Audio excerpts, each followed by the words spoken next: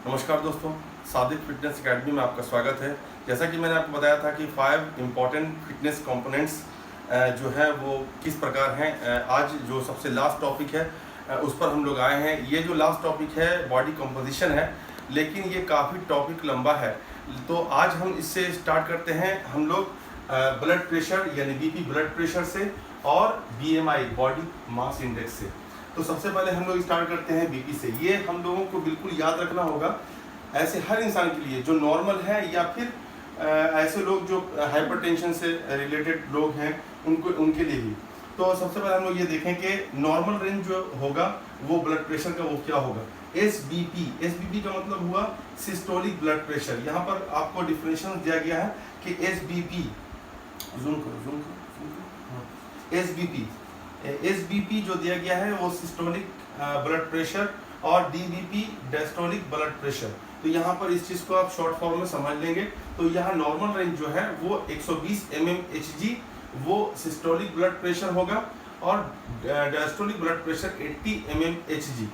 ये Hg जो है वो मर्क्यूरी का वो फार्मूला है।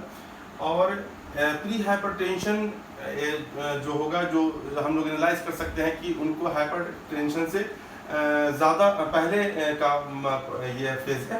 तो हम लोग ये देखेंगे कि 120 से लेकर के 139 यानी 120 to 139 mmHg systolic blood pressure रहेगा और diastolic blood pressure 80 to 89 mmHg रहेगा।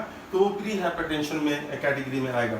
Hypertension stage 1 systolic blood pressure 140 140 to 159 mmHg, diastolic blood pressure 90 to 99 mmHg रहेगा। तो हाइपरटेंशन स्टेज 1 होगा। और हाइपरटेंशन स्टेज 2 का होगा एसबीपी 160 यानी 160 mmHg इक्वल या इसके इतने बराबर या तो फिर इससे ज़्यादा होगा। तो ये हाइपरटेंशन स्टेज 2 में आएगा।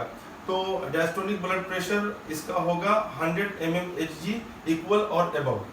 तो ये था हम लोगों का ब्लड प्रेशर मेजरमेंट का क्या क्राइटेरिया होना चाहिए, जो प्री हाइपरटेंशन में हम लोग कैसे समझेंगे, हाइपरटेंशन स्टेज 1 में कैसे समझेंगे, हाइपरटेंशन स्टेज 2 में कैसे समझेंगे। आपको मैं एक चीज़ बता दूं कि ये इतना इम्पोर्टेंट चीज़ है कि अगर आप कोई भी सर्टिफिकेशन करेंगे तो सबसे पहला जो सवाल होगा वो इसके हिसाब से ही होगा। तो इसको आप लोगों को ध्यान में रखना होगा कि हम लोगों को ये जानना होगा कि नॉर्मल रेंज क्या है और प्री हाइपरटेंशन कितने क्या उसका रेंज क्या है, और हाइपरटेंशन स्टेज 1 का क्या है, हाइपरटेंशन स्टेज 2 का क्या है। अब आप बात करते हैं बीएमआई का, बॉडी मास इंडेक्स।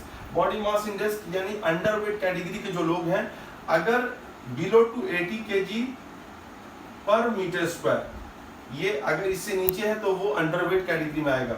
अगर नॉर्मल रेंज एनालाइज करना है तो 18.5 से 24.9 kg पर मीटर स्क्वायर ये आपका नॉर्मल रेंज का है। ओवरवेट कैटेगरी में अगर आप देखें तो 25 to 29.9 kg पर मीटर स्क्वायर, इसमें ये इंक्रीज, ये जो साइन है इंक्रीज का है कि अभी से आपका ये इंक्रीज यानी कि आप बॉर्डर लाइन पर आ गए हैं।